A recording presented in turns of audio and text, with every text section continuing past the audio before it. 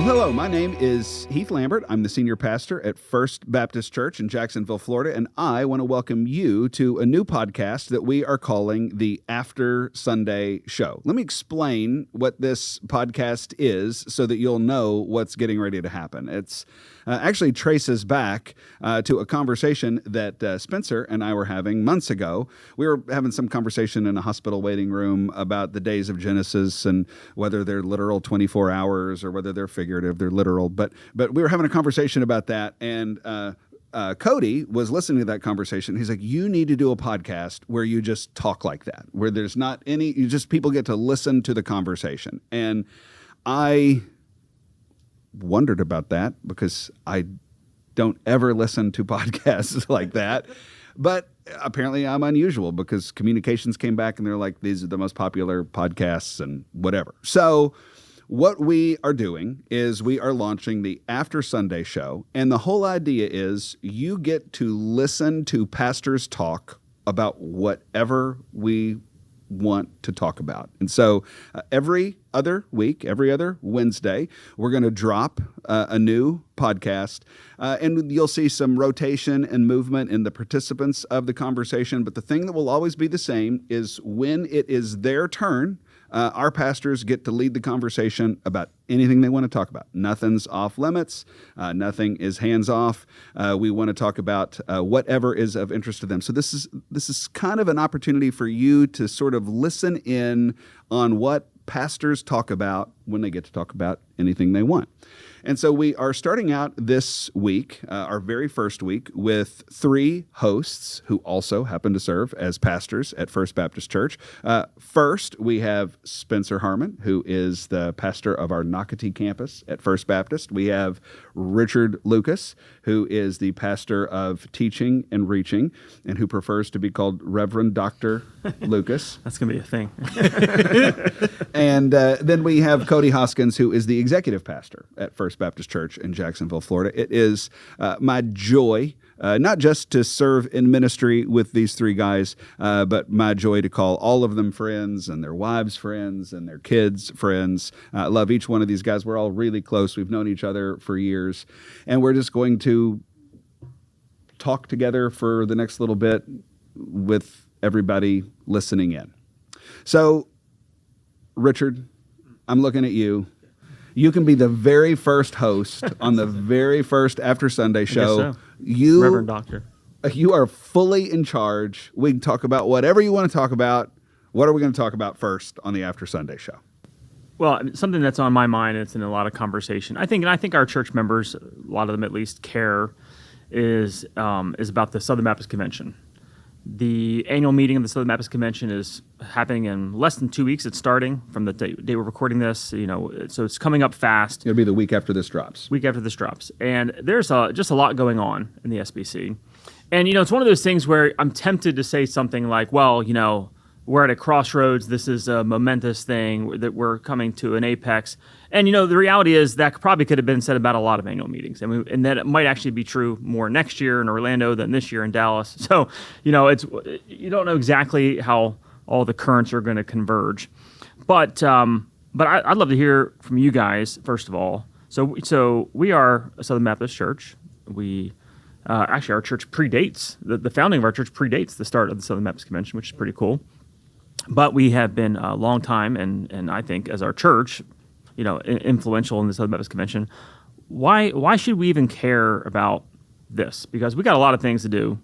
We got a lot of things occupying our day, each and every day, and a lot of ministry that we do is in cooperation with other churches at the Southern Baptist Convention. But a church like ours could do a lot of ministry independent of a convention of churches. So why does this matter? And then I want to get to what are the big things that are being discussed or need to be decided on or are controversial right now in the SBC in particular.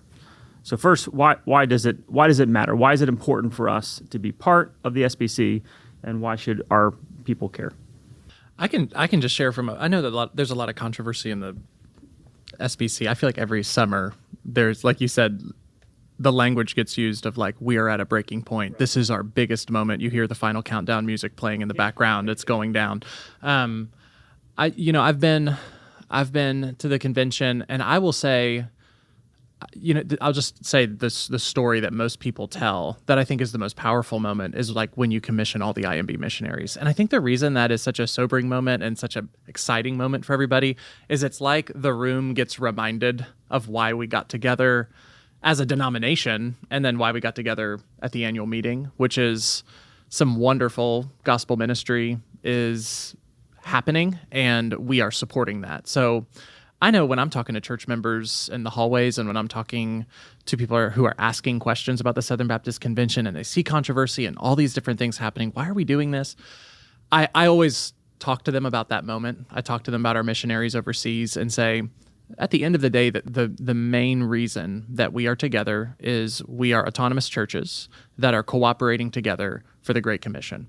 And so when I think back on my memories at the Southern Baptist Convention, I do remember years where there were watershed moments of controversy and different things like that.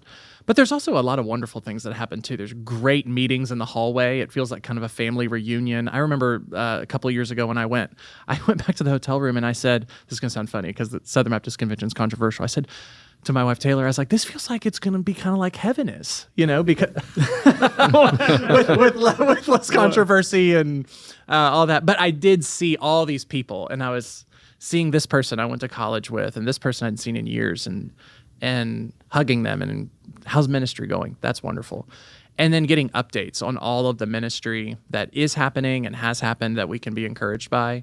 So that's why we get together, is to be mobilizing ministry together. But then also, and I think this is where it gets into the controversy, is we make decisions together about how that money gets used. There's statements that we make about issues that we care about. There's lots of important issues that we vote on. Who becomes the president? Who nominates all these committees that sets up boards of trustees all over our institutions? I mean, it's very significant. So I pay really close attention as a pastor. I'll often, during the week of the Southern Baptist Convention, just like have the live stream rolling in the background if I'm not able to go. Just listen to it and what's happening because I care about how all of our people's money and resources and time and prayers need to be directed. Heath, with that, I think a lot of our people really do care about the Southern Baptist Convention, but I do think the average church member, or probably even the average church member in other churches across the country, they don't understand exactly what happens at the convention. So what is happening at the convention? But this presidency thing really matters, and why does it matter? Yeah. So the reason the convention matters, which it's important to note that the Southern Baptist Convention really only exists for a couple of days in June when we're actually gathered together. It's like right now, technically speaking, the Southern Baptist Convention does not exist. And the reason that's the case is because the Southern Baptist Convention is the opposite of most other denominations. So I just was in the United Kingdom for 2 weeks. We were in a lot of Church of England churches, and the Church of England is top down. You got HQ, and HQ tells all the churches and all the members, here's what we're going to believe. The Southern Baptist Convention is the opposite of that. At the Southern Baptist Convention, you've got thousands of independent, local, autonomous churches that come together and they give marching orders up to HQ. Here's how we are going to run this cooperation of churches. So it's really the opposite. It's the reason why liberalism has had a much harder time taking root in the Southern Baptist Convention, because you don't have elites that marginalize the regular folks. You've got the regular folks that are able to actually marginalize the elites. And so that election for president, we got a great president right now, Clint Presley, friend of mine, love him. He's a faithful, godly man, faithful preacher of the word, faithful conservative. He's doing a good job. And it's the job of the president of the Southern Baptist Convention to appoint the people who fill the boards. And so if you have a faithful conservative president like we have in Clint Presley, he's able to appoint faithful conservative people who will be good stewards of their appointments and then their organizations. And if you have people who don't take those appointments as seriously, they're going to appoint less faithful, more liberal, or they're going to adopt some standard for appointments that's something less than. We want biblically faithful men and women who are going to serve as our ambassadors on these boards, then you get into trouble. So that election for president is how ultimately all of the convention-owned entities get populated with the leadership that makes the decisions on a daily basis. Yeah, I think of it as really just a larger extension of the Baptist principles of congregationalism. And so a lot of people say, well, does the convention tell our church what to do? Well, no, our church actually tells the convention what to do because we send messengers. So no one gets to tell us who our pastors are. No one tells us how to spend our money. And yet, when we send our money to these entities, they're going to then make those decisions. So that's why the trustee boards are so important and the president. So I want to get to some of the things that are like the big topics of conversation and controversy in the SBC as a whole right now, and I want to frame it. I'll just list what I see as they are, what I think they are, and then you guys can add in or clarify that. I think probably things that are going to keep coming up is one, the law amendment, which was been voted on the last two conventions, but I think it's coming back, so we can talk about that, and that has to do with how we're going to handle. What we say about the issues about women's ordination, women serving as pastors, and what that looks like. Our statement of faith is clear, but how we kind of handle churches that are not following that. Secondly, the ERLC, the Ethics and Religious Liberty Commission. There was a vote about them last year as well, and it's not the first time. And why would they come back up, though? I'm not following you. They're definitely come back up because, if anything, more controversy has ensued since the convention last year. Okay. I think. Right. Yeah. Okay. And then the last thing I'd say is the call for financial transparency in the entities, like 990 level transparency is what it's usually framed as. And I want to frame that in each of those cases, I think each of those issues, part of the challenge is a lack of trust in institutions. And I think as a culture as a whole, as an American culture, we've just come out of a presidency, right? So we're just in the heels of the release of Jake Tapper's book, Original Sin, about the Biden administration. But even without the release of the book, there was so much, at least in our circle, so much distrust in institutions as a whole. And I think that's distrust from our highest institutions in our civil realm, and then our highest institutions, we could say, in our church realm as the SBC churches, is these entities heads, right? So the ERLC, these other entities in particular, NAM I would throw in there as well. So there's a lack of trust in terms of what's happening. So do you guys agree with that? Those are like the three kind of big issues. Would you want to add anything else to that, or say, well, I don't think that's a big deal, or I don't understand why that's an issue? I want to pivot to Heath, because I actually was just thinking as he was talking that over the last couple of years, you wrote like blogs, getting ready, which I don't think you've been writing blogs this year, right? You mean you haven't been reading my blogs? Oh, I mean, of course. I mean, they've been getting a lot of traffic. Okay, but for real, like you historically have kind of set a precedent for, yes, these are the big things I'm thinking about. I'm a Southern Baptist pastor going. So you haven't done that this year, but let's make this the blog. Okay. Where like Richard's listed 3, but I'm just really interested. Are those the 3 that you're thinking about? Mostly. I would add, I think we're in for a wild ride on Really? Funding about legal issues and legal settlements. I think It's related to the transparency. It's related to transparency. I think we could be in that has the potential. I'd make no predictions, because you get those people in a room and God Himself is the one who knows what happens. But I think there's potential for that to be the biggest thing that goes down at the Southern Baptist Convention in the last 10 years. Legal. You're talking about the executive committee. Executive committee funding legal settlements. There is a proposal to take that out of the budget this year, and the argument is sort of, hey, we've made these decisions. We're going to have to pay the piper, and I'm not sure that argument is going to be received well. I think that the executive committee is requesting $3 million of cooperative program money. That's correct. It might be a little more than that, but it's $3-ish million. And I think I'll say it this way: if that is not absolutely explosive, I will be shocked. How did we get there? Okay. How did we get there? Okay. So we got there because we got there at a confluence of several different things going back several years. So we got there because of public revelations of sexual abuse that were connected to the Southern Baptist Convention. I say connected to the Southern Baptist Convention because all the allegations were not created equal.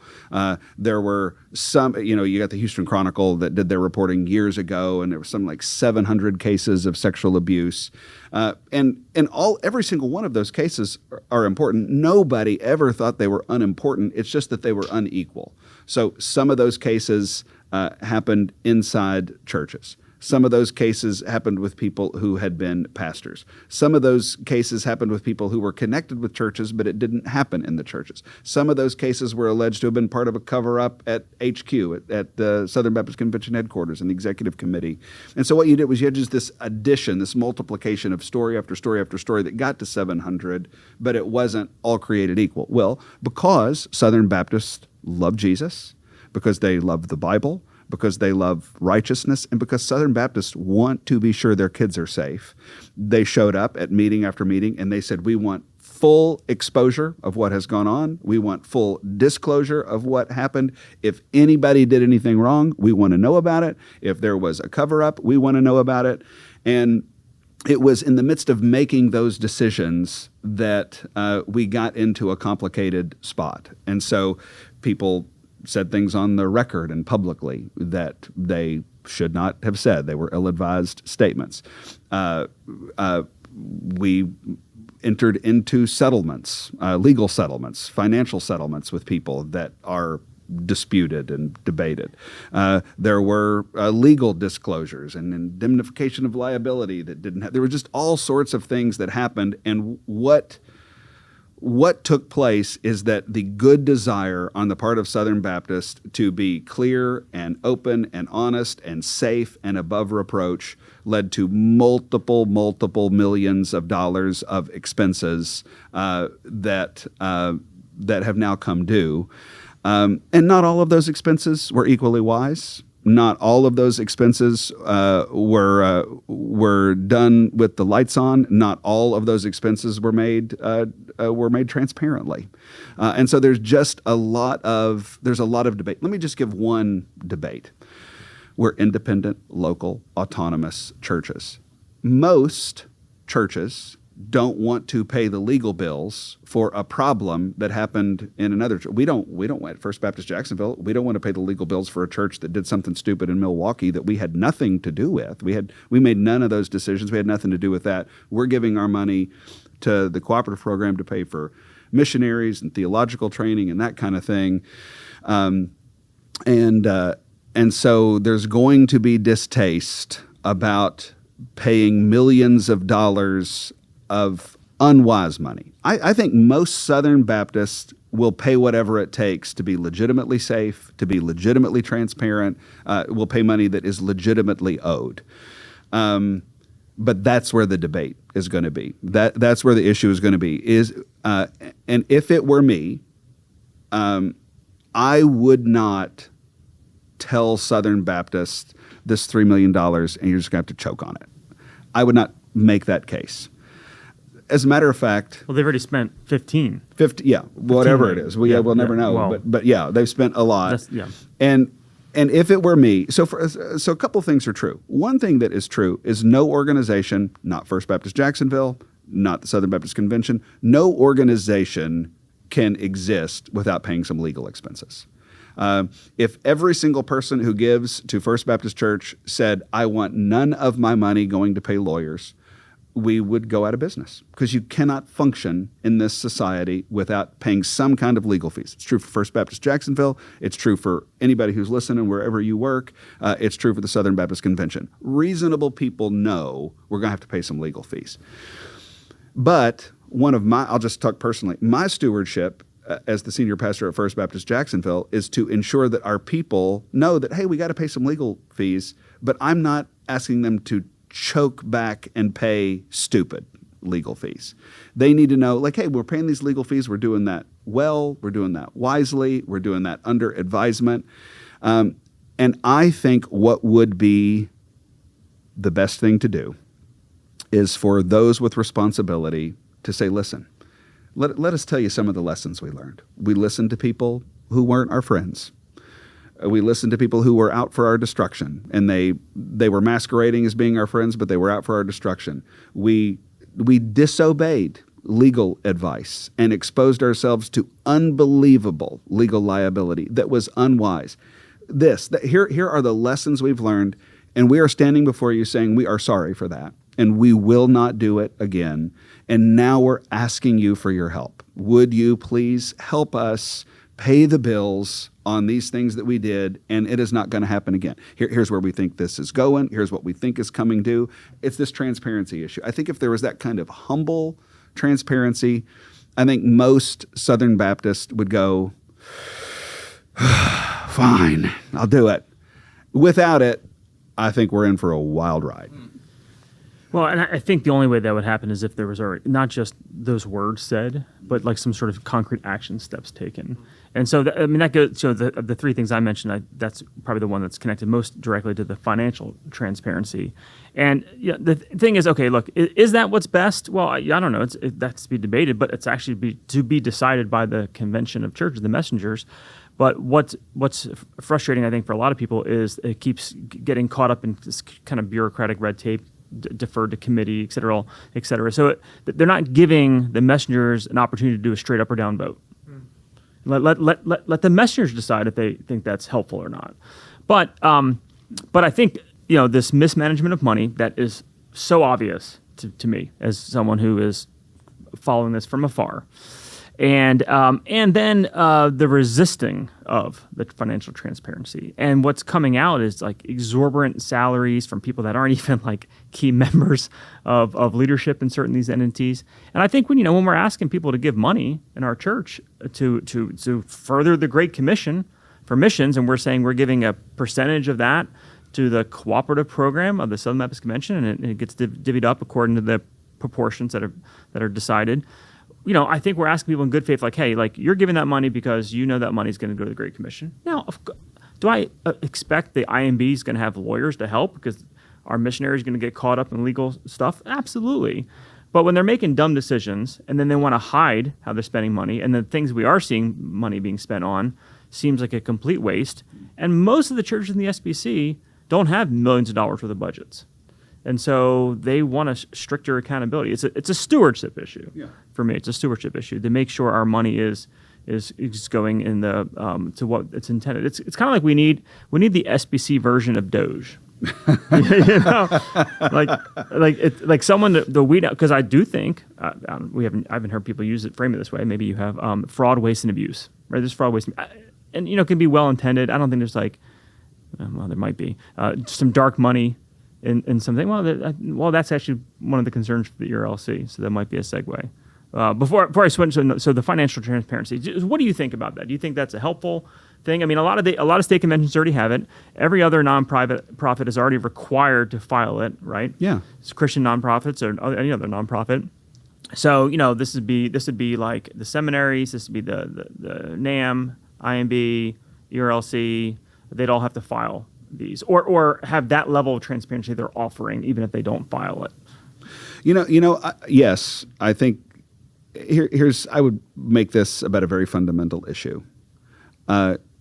Leadership only works, particularly leadership in ministry. It's true in any case, but the only kind of leadership I've ever had is ministry leadership, and it's just 10 times truer in ministry leadership. The leadership just takes trust. Yeah, it just takes trust. And it is your responsibility as the leader to gauge whether that exists or not. And if you think there's trust and there isn't, it doesn't even matter if it's your fault or not. It's your responsibility. No, that's right. And you have to do what it takes to get trust. And so anybody who listens to me, I have plenty of conversations with people off the record and on phone calls and text messages and that kind of thing. And what I'm saying publicly is what I'm saying privately, which is we have a trust deficit. Yes. And when you have a trust deficit, you can argue about whatever. You can say, well, that accusation isn't fair or this, or you don't know what I'm trying to do. Take it the wrong way. It doesn't matter. It doesn't matter. The trust deficit is your responsibility as the leaders to fix. And so the only way you can fix it is by proving we have nothing to hide. We're not going to manage the microphones. We're not going to manage the process. We're not going to try to cover anything up. If you want to know it, we'll tell you. Mm-hmm. That's the only way to get it back. Yeah, I agree. what's the number one issue heading into this year's convention? And it's a hard question, but Yeah, so I think Richard's right. I think we're going to have an ERLC situation for sure. The so-called law amendment, what our procedure is to keep churches with female preachers out of friendly cooperation, that is coming back first year. It failed last year. We didn't even make it a year without finding out that actually we really did need that kind of guidance. So that's coming back. It's coming back. It's coming back huge. I don't know how it'll come back. Again, we've got to get in the room and see who makes it to microphones and that kind of thing. But that's coming back. Well, it's going to be interesting who's trying to stop it from coming back too. I mean, Yeah. yes, yes, and that's always the subtext in this: is who are opposed to these things, and what are they saying, and do their arguments pan out? So we were told that we didn't need the law amendment because it's clear we have this, we just don't need it; it's unnecessary. And then we didn't make it, but a few months before we found out that whoever said we didn't need it, actually that wasn't so, because apparently we do need it. So ERLC is going to be big. The female preachers going to be big, and this funding issue, I think, has the potential at least to be the biggest of them all. And I think what we're seeing related to all these things too is there is, I think is a generational shift happening, and a kind of mood shift, and even a theological vibe shift. Right? You know, I'm seeing so many parallels to what's happening in the larger civil context too. So, for instance, on the who's going to the microphone defending the speaking against the law amendment? Well, it's the so-called SBC elites. It's like past presidents, groups of them coming together to microphones. That's how it's kind of put in kind of a public presentation. So just I think last week there was 10 former SBC presidents that all signed a letter saying that how important the ERLC is. It needs to continue. They're against motions to defund it or abolish it. Not the current president, mind you, but and no, I don't think any entity's heads would have been part of that, of course. But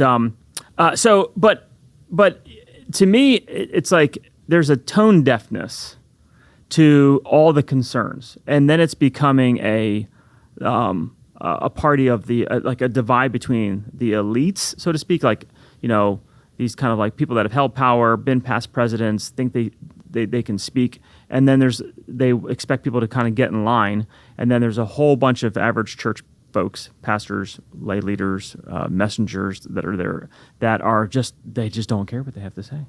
They're just frustrated, and they're not seeing them lead in a way that's establishing trust. They're not seeing them lead in a way that is addressing their concerns. They're ignoring their concerns. They're saying you shouldn't have that concern. They're not even trying to help establish that. They're like, that's not a thing. Leave that alone. So that's a problem. But so what if we hang here for a minute? Okay, what sure. What is the ERLC? What do they do? And then let's talk about what are the concerns there. It's an acronym for the Ethics and Religious Liberty Commission. It is an entity of the SBC. They're funded through cooperative program money, and they are you could say the public policy arm of the SBC. They exist to engage in issues in the public square, the civil square, on behalf of Southern Baptists. Okay. What are the concerns? Well, concerns is they've been out of step with the Southern Baptist Convention rank and file for a decade and a half now. Kind of started under the leadership of Russell Moore. But I think it'd be fair to say that he began what would be seen as a clear drift and a separation from the concerns of regular Southern Baptist churches as those were represented in sort of our public policy arm, that separation of here's what Southern Baptists care about and here's what you're representing, that drift happened, really was highlighted during the first Trump campaign. Donald Trump is not an easy personality for Christians to process because on the one hand, there's a lot of elements of his life that all of us would go, that's terrible. On the other hand, in a binary situation where you have to choose between Trump and Clinton or Trump and Biden or Trump and Harris, we have to weigh realities in an imperfect world. And I think that most Southern Baptists felt like Russell Moore's representation of his view of Donald Trump was such a caricature and such a bend away from what they thought that why are we paying this guy? He left, and I think it's common knowledge. I think everybody this sort of open letter that he wrote, which was couched as a leaked letter, but really it was always intended to be public. That created some bad blood, and now you got Brent Leatherwood, who's the head of the ERLC, who is leading in the same way that Russell Moore led, and there just is continuing to be this sense that there's just a cleavage between this entity that we fund and what we actually believe, and it's created this question of, do we really need this anymore? And that's the debate that letters from publicly released letters notwithstanding, that debate's gonna happen at the Southern Baptist Convention this year. There's just a reckoning there. I mean, I just think about the conversations that I have with church members as we get close to the Southern Baptist Convention, and I think that for at least 3 years in a row, the ERLC comes up every time. And I'm not telling people what to ask me. They're just saying, well, what are we doing with this again? That's the question. And as a pastor, how do I answer that question? It's like, actually, I don't know. I actually don't have a great answer for you, because the things that you're bringing to me are valid concerns. And I think it gets to this issue of trust, is that when the issues come up, we're not actually talking about substantive things. So we're like trying to bring up substantive problems, but oftentimes I think a normal Southern Baptist can feel a little gaslit by the whole thing of like, why are you even asking that question? Like, what's wrong with you guys? Like, don't you see all these other people trust them? Like, you're the problem. You need to stop being so suspicious, stop believing a bunch of conspiracies about these things. That's one way to answer a question. Another way to answer a question is just to listen to it and to say, well, let me answer your question. Let me answer the substantive concerns that you have. And what happens as you do that over a number of years is you actually start building trust, because you're answering questions in good faith. Even if you don't like the question, even if you think the question is even coming at you in bad faith, if you answer it in good faith, what that does to a normal Christian who loves the Lord and loves people and wants to see the gospel go forward is they say, I know that person's trying to answer my questions in good faith. And I think that we're just starving for that right now as Southern Baptists. And all of these issues that we've been talking about is, can we get substantive, not weird, strange, diplomacy things going on where we're like nodding at these people and nodding at those, but just answer the question. And that's what we're not seeing. That's what we're not seeing. And I think one of the reasons that doesn't, they're writing them off. That doesn't resonate with pastors is, we're all congregational churches. So what pastors do all year long in their congregational churches is they answer questions from their church members. And so then when they go to the Southern Baptist Convention and they're a part of a massive business meeting that they lead back at their churches with Robert's rules and everything, and it feels like, okay, you're not doing what I do all the time with my people, and now I've got to go back to my church and I've got to answer this question for you, but you're not giving me anything to answer with. I think that's a major concern, and that's the reckoning moment. It's a reckoning of trust, and then a reckoning of candor. I think oftentimes when there's tension in an organization, whether it's political or the Southern Baptist Convention, it very easily gets painted into two camps. You got this camp and this camp, but usually when you're involved in things, you just realize it's more complicated than that. I remember I was involved in local politics back in Louisville before I moved here. And you get on a whiteboard and start drawing circles of who's in what camp, and you just realize it's actually a really complicated set of concentric circles, and these people align with this person and this person, but this person only aligns with that person. Mm-hmm. I think you would be helpful here. What are the camps that you see in the SBC right now? We hear about controversy, and it very quickly gets conservative, liberal, but maybe zoom in just a little bit for us and tell us the lay of the land that you see. I think that's an unbelievably hard question to answer. And I think some of it is case specific. Like, we would talk about the lay of the land a little differently on women preachers and cooperation than we would on disclosure on abuse and legal settlements. And I don't think it's one size fits all. I think, and this is the kind of thing that we're going to really put this format to the test, because this is the kind of thing we talk about all the time. But this is also the kind of thing that I've chosen not to say because I've wondered if it's helpful publicly, but I guess I'll violate the whole format of what we're doing here if I'm like, I don't want to answer the question. No transparency. Yeah. I don't want to be transparent as I answer your question, Cody. Yeah. So I'll just put it out there and say what I think is happening right now. I don't think mostly we're dealing with issues of liberals and conservatives. I don't think that. So I get church people coming up to me like, Southern Baptist Convention going liberal and I want us to get out of it. Or I don't want 1 red cent of my money going to the ERLC. Like, because there are a bunch of liberals over there. I hear that all the time. And I have things that I say in those conversations. But I think in the main, not exclusively, but in the main, we are not talking about a division between liberals and conservatives. I think sometimes we get mixed up on this and people are like, well, I don't agree with you and you're a liberal. Or I don't agree with you and you're a fundamentalist. I think mostly that's not the case. I think where the dividing line right now is what reality you see. That's what I think it is. I think most of the names we've talked about, with a few exceptions, are basically pretty conservative and would be on the same page. And in any event, I would want to say, hey, let's define biblical faithfulness and biblical conservatism by Bible categories, not your response to just like some debate that, hey, a procedural concern or something like that. Like, let's not just baptize people, all of our opponents, as liberals because we have a different way of approaching this than somebody else. I think the issue is, what is reality? What do you see? And so you take this transparency thing. I think the dividing line is between people who liked it the way it was and want to keep it that way, or the people who sense this is a different day. And what we need is transparency.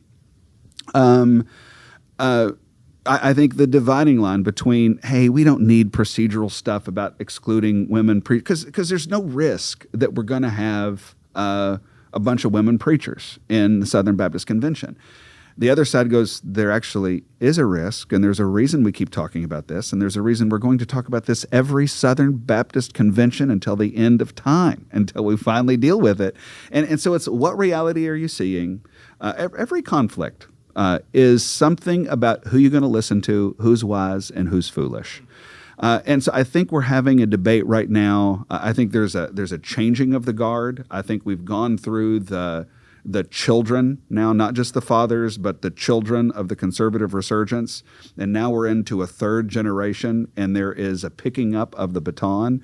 And I think the Southern Baptist Convention is not in a fight about liberal and conservative. I think we're in a fight about whose wisdom do we trust to lead us in these days. And every year we get to show up and make fresh decisions about that. And I think we're going to decide, like, hey, I think the future belongs to those who are going to be transparent. I think the future belongs to those who say, you know what, we're going to be biblically faithful and conservative. And I don't mind being honest about that. I don't mind taking votes about that and being clear that, hey, only men can be preachers.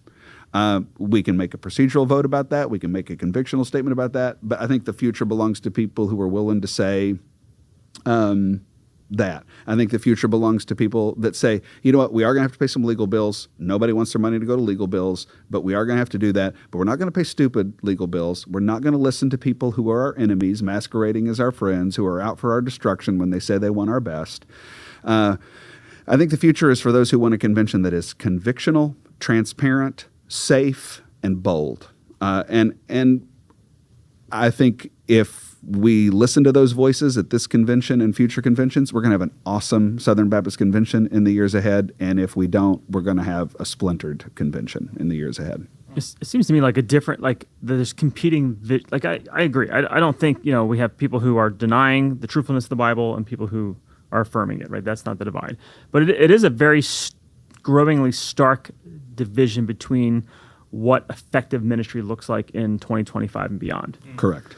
And I don't say there's no liberals out there that are a risk. No, Yeah. I mean, I don't think that's the main dividing line right this minute. I think churches that are having women serving in pastoral roles of any sort, especially over men, is it representational of a liberal drift? I agree. But I also could imagine that a faithful complementarian would look at that and go, I don't think that's the biggest problem we've got. And so my charge against such a person is not you're a liberal or that you're a liar. My charge is I don't think you're seeing this the right way. Yes. Yeah. And therefore, what type of leadership do you call upon to respond to that? Because there's a leadership where you can be convictional and bold and say, hey, no, we're just going to be really clear.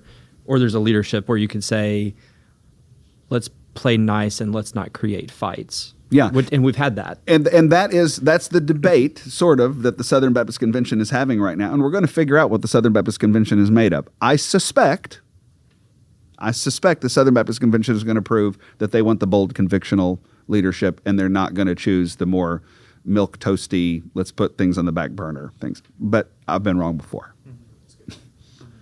All right. Well, Richard, you just hosted the very first segment of the very first episode of the After Sunday show. And now we are going to have the very first peaceful transition of power in the history I feel of like the we After need Sunday some show. sort of like talking stick that we pass. Well, and so since you're the one with the idea for how we're going to manage this, why don't you become the next host in the history of the After Sunday show and tell us what you want us to talk about? Okay, we're talking If about... you want to keep talking about the Southern Baptist Convention, you're in charge now. No. It's great. We're talking about all things summer right now. So Southern Baptist Convention happens in the summer. So this last Sunday at the Nocatee campus, where I preach on Sundays, we had a low attendance Sunday. So normally we have around 500 people at Nocatee. We had like 450 people at Nocatee. And that's bad news for Spencer because his pay structure is predicated on attendance. That's exactly right. I'm going to talk to you about that later.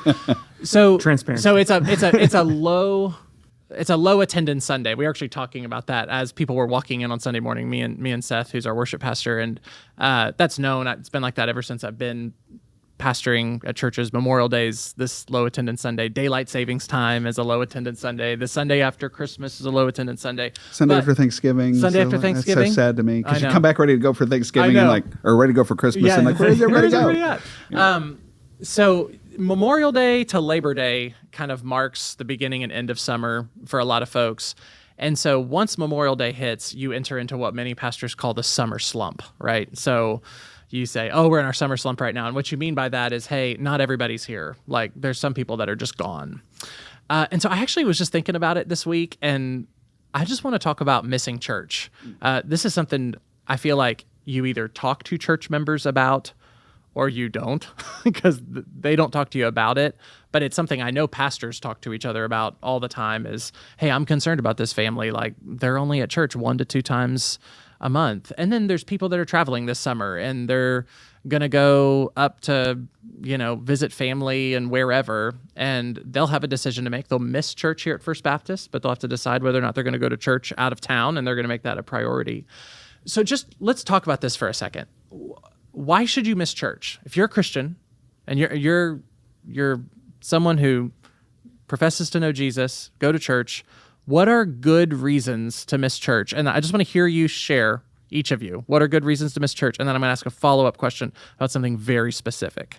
And because you have the stomach bug and you don't want to share that love with others. So sickness is a good reason to miss church. Do we all agree about that? Yeah. Okay. Any others? Richard doesn't miss when he's sick. But. Yes. Depends what kind of sickness. Any other reasons that you think are good, legitimate reasons? Well, if you're physically unable, physically unable, whatever that might, some immobility or something like that. Does brain surgery count? That would be an immobility. Good reason.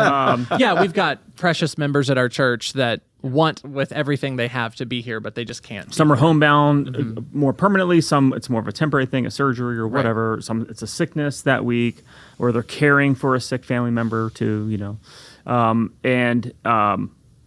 if you're out of town, Traveling. there's lots of reasons to be out of town. Now the question is what to do when you're out of town and how to plan that travel. That can be a follow-up question if you want to go there. Okay. But if you're physically not here, you can't come to. If you're not in Jacksonville, you can't come to First Baptist Jacksonville. So sickness, traveling. Anything you'd add? Yeah, the thing I would say, and this is the assumption of what you're saying, is what I lead with is don't miss. That's right. Like, we just made a decision as a family, we're not going to miss. When we miss, it is the exception that proves the rule. Like, hey, listen, your church needs you. Yes. You need your church. You don't want to slip into. So we just don't make decisions that are going to have us, at least regularly, out of church. So don't miss. And then if, as long as that's your bent, I almost don't even care what the answer to the other thing is. Yeah. Like, if you're the kind of person who's like, I know it's important to the Lord that I'm there. I know it's important to me that I'm there. I know it's important to my family that I'm there. Well, like, if you called me and said I can't come to church on Sunday, I would never be like, what's wrong with you, Spencer? Yeah, that's because I just know your heart's in the right spot. Right. So, yes. Okay. You should want to be there. Right. Yeah. And that doesn't mean it's always easy, you're tired, the kids aren't cooperating or whatever, but you've just made the commitment as an individual and as a family that this is what we do. Okay. This is what we do. And so we prepare for it, right? Whatever that means on Saturday night, the routine, Sunday morning, how much time you need, who needs what help, what time you plan to get there. Like, this is just what we do. We do it every single week. And like, it's almost like, I hear the spirit of what he's saying, and I agree with that.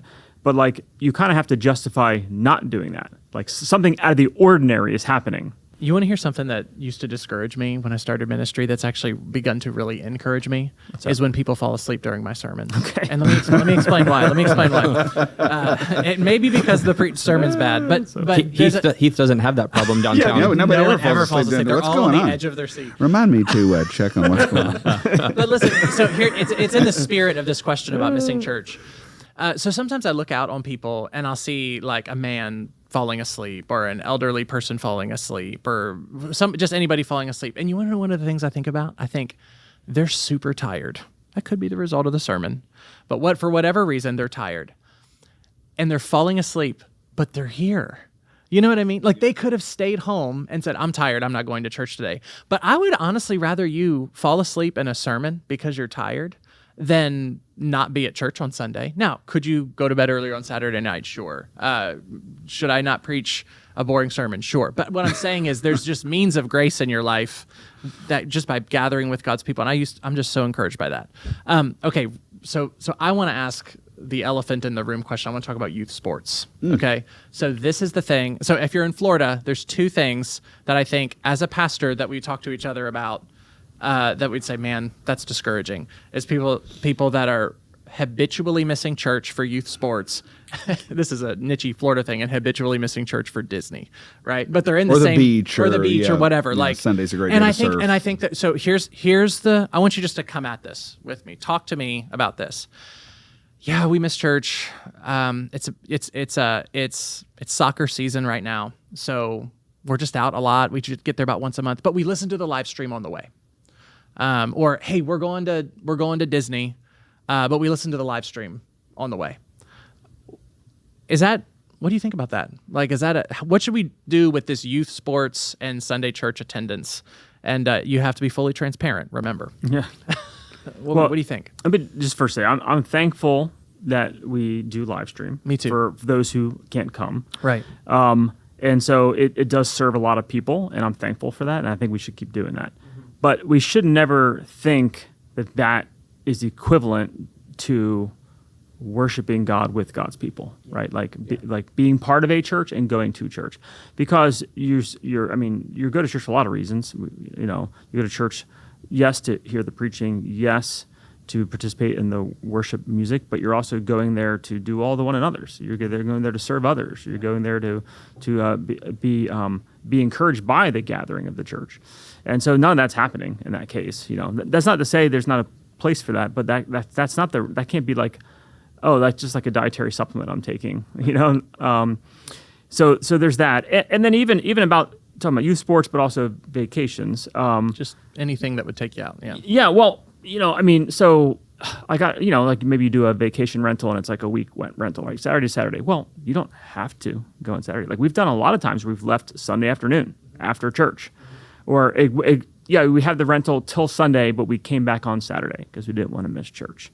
Or we've frequently done this. I know where I'm going to be, and I look up ahead of time faithful churches in the area, and I actually really enjoy bringing my kids to other churches. They, I need to know what I'm walking into. I don't want to walk into some, gay affirming church or something like that. But if I can find a faithful church within drivable distance, within 30-minute drive or so, like we go, and you know what? That's a good experience for them. Even like, hey, people gather in churches, and it's different, and we have an interesting conversation about what's different, what's similar.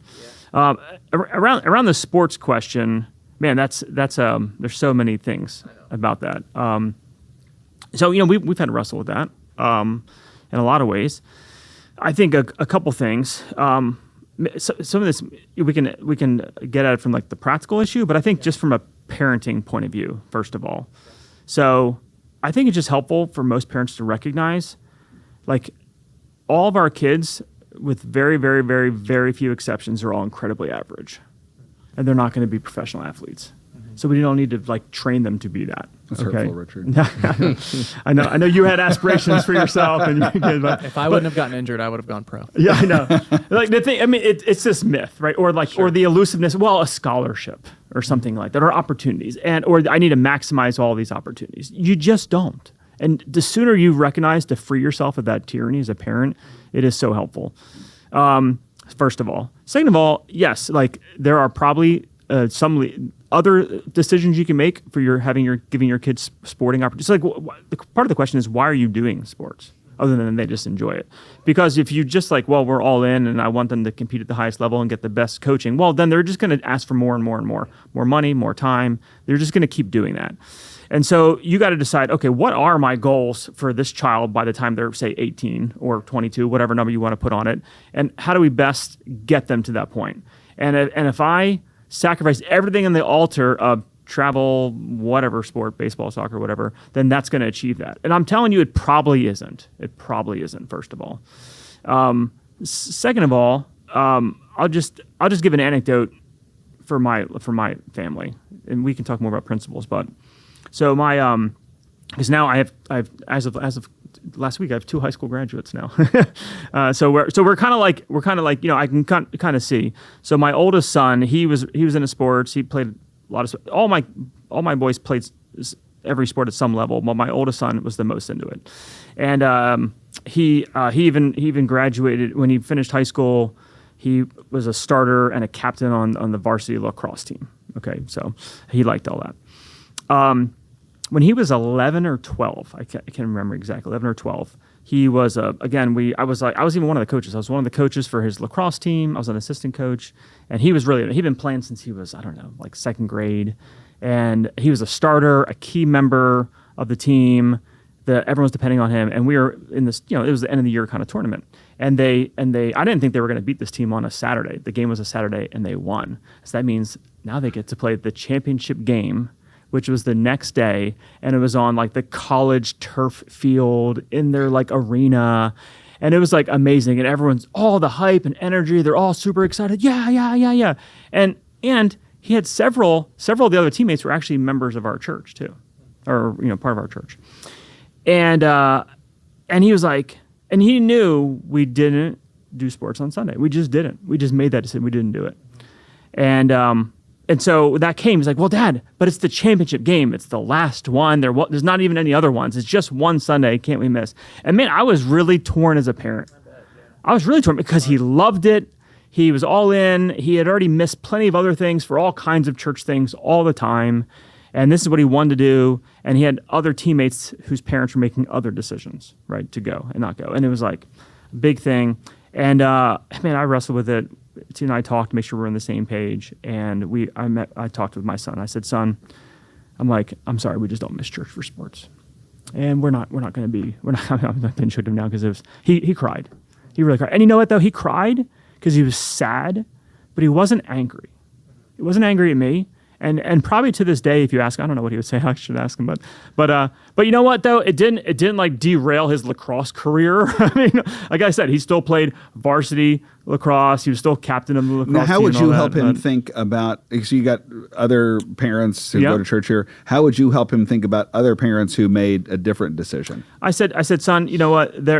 every parent needs to make decisions for their family. And he's like, and we weren't commenting on like, are they sinning or not sinning or something like that. So I wasn't making, we didn't really comment on this. I didn't make the decision because I'm principally a Sabbatarian in theological commitment. We made a family discipleship decision that we just don't miss. We don't miss church for sports. Not like that, if we were out of town and something happened, I'm not saying there's not exceptions. I'm just saying this was like a moment where I had to draw a line in the sand for what we value as a family. And I'm sorry that he had to pay that price, but I'm kind of not, because I think he recognized how important that is. He was away at college this past year. So I wasn't there to wake him up to go to church every Sunday. He didn't have to go to church, and yet he did. And he got involved, and he was serving in the church, and he made those decisions independently, and that's his plan for his family. And so I'm thankful for that. And you know what? Could he have maybe played collegiate lacrosse if we had made different decisions and invested in those? Maybe, but to what end? He plans on coaching his kids in that sport, and he's done enough to do that, and that's fine. So it's one piece of the puzzle of a lot of things, but we just said we weren't going to do that, and he was okay with it in the end run, and he trusted me. I think, like, okay, Dad, like, this is what our family does. Yeah. Okay. He wasn't angry that he couldn't go. He was just sad and disappointed about it. Yeah. Which I get. Do you guys want to add anything? I would say that the principles are, so like we maybe done it just a little bit different than you have. We've said we don't make decisions. You didn't say this. You didn't say anything different than this. We don't make decisions that sign us up for things that are going to have us missing church. So there was this one time where there was this league, and practice was on Wednesday night, and it was going to mean so it wasn't even Sunday. He was going to miss like a month and a half of Wednesday church, and we're like, we just don't do that. So we just didn't even sign up. But after we say we don't make decisions that have us regularly out, I would say I'm not interrogating anybody in our family or anybody in our church on the one-offs. So like, I don't even know who the other families in our church are, but if they went and let their kid play, I wouldn't be like, well, how come you're not as faithful as the Lucases? And this was in Vermont before we were here. There you go. Yeah. Okay, there you go. So figures. Never at our church. Never. So we wouldn't do that. We'd say, hey, listen, we just don't.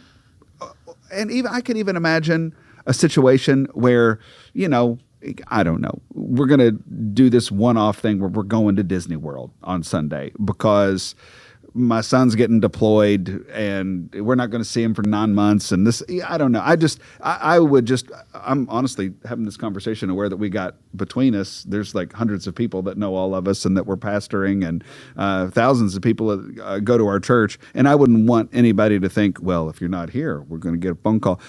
Because what we are emphasizing here is the trend that we're committed to being at church, and we're not investigating the one-offs or the individual. And we didn't have a disposition of judging other people for making different decisions. That wasn't the posture.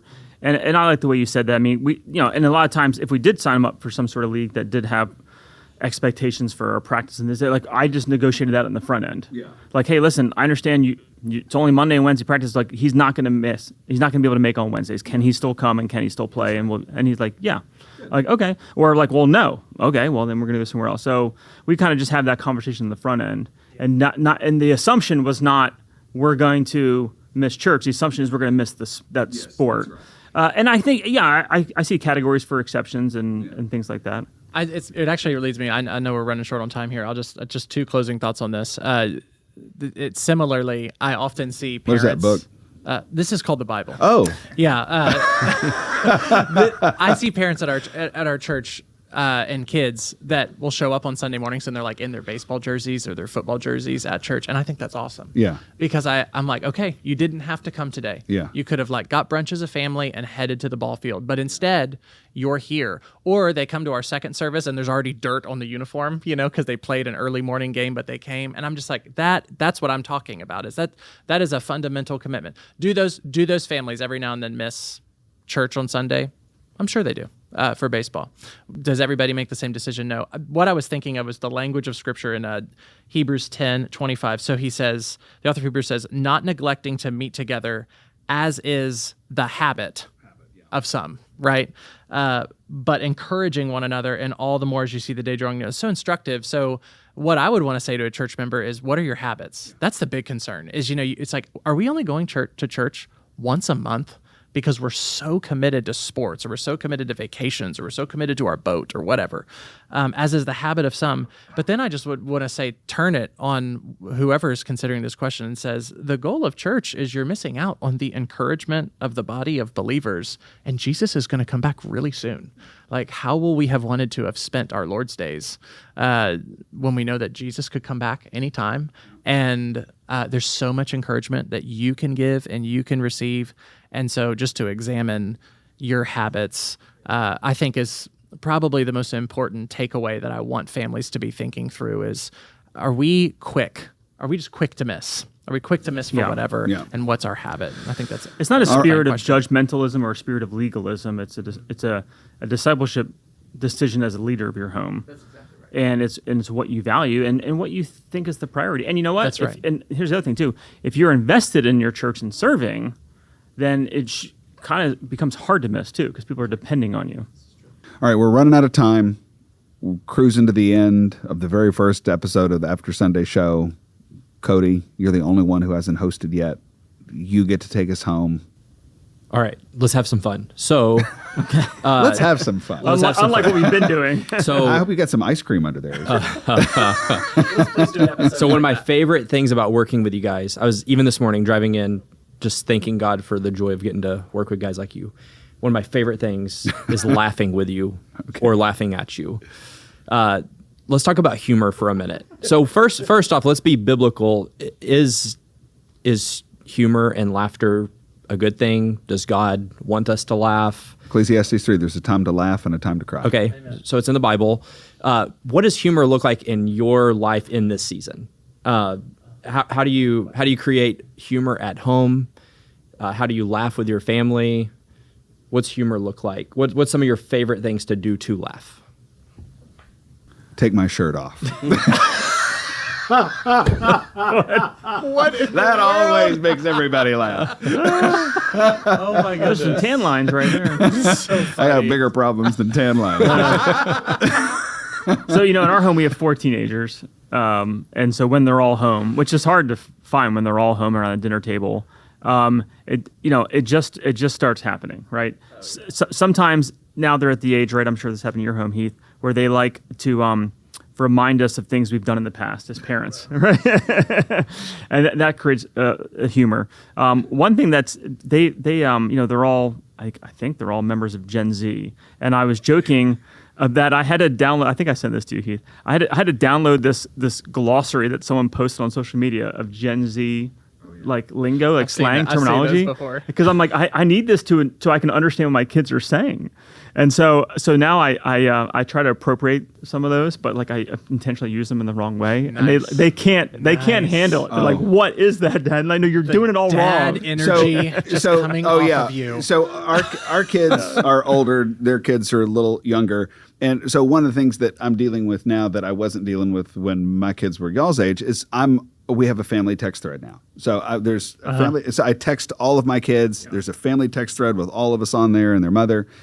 And it's so funny because they drop these words and I don't know so I'll say, what does that word mean? And then Carson will come back and he'll explain it, or Chloe will come back and he'll explain it, or Connor will Lauren never explains it, but somebody explains it. And so Carson was describing a situation, and this is how boomer I am, okay? I don't even remember the word. He said he was interacting with somebody out someplace, and he did this to a person. He muggled them. It wasn't muggle. Muggle is a Harry Potter term for people that aren't magicians. But so it wasn't that. But it was simply, he's like, I muggled them, or whatever the word was. And I was like, what does that mean? And it's so quiet and usually I get a side text from Chloe, and it's like, here's what it means. Chloe always hooks me up. Spare you from embarrassment in the family. But so nothing's coming, and finally I get a text from Carson. And he's like, we've been talking and you'll never understand. They were talking about me. They were side texting about me, and they're like, don't even explain it. He'll never get it. So that's what we've been reduced to. It's for sure. But, but like sometimes I'll put something on the family text thread, and they'll say, "Hey, look at you, Dad, you go," or they're like, "Oh, that's funny, Dad," or like, "Dad, we don't get it. Why is that a thing?" Like, Yeah. Younger years, what's it look like? Our kids are 10 years old down to 3 years old, and so most of our laughter. I mean, we're laughing all the time. In fact, if we haven't laughed, I take it as kind of an emergency. We have to like start laughing together. So, oh my goodness, what's the thing we most recently did? A lot of the laughter when I'm home, I feel like centers on me because I take a lot of pride in doing like dad jokes and dad humor. And my girls are old enough now to like they really are starting to get tuned in. I'm being really cheesy, and they're like, "Daddy, what are you doing?" So they taught me this dance recently that's like really popular with some of their friends, and so they like spent like an evening teaching me how to do this dance, and that was just this object of a ton of laughter in our home because There's you got to can be some imagine. video footage of yes, that. there is video footage. Maybe we can add find that in video. the show notes. I know Taylor took a video of it, but it's honestly our years right now. But young, so it's like cheesy dad humor for the older girls. We watch shows that we think are really funny and just laugh together. We went through a really long season where we watched the animal edition of America's Funniest Home Videos because our kids were really Those into shows that. are funny. They're hilarious. Yes. Taylor is a great curator of finding online funny clips. She is. Like she's one of the best. really good at finding funny videos, and our kids love seeing those. They love seeing the like silly things that people do. And then our younger kids, it's like, I mean, we're doing tickle fights still. So, but it's important, and we're doing it all the time. And honestly, we laugh together a lot here, and so it's great.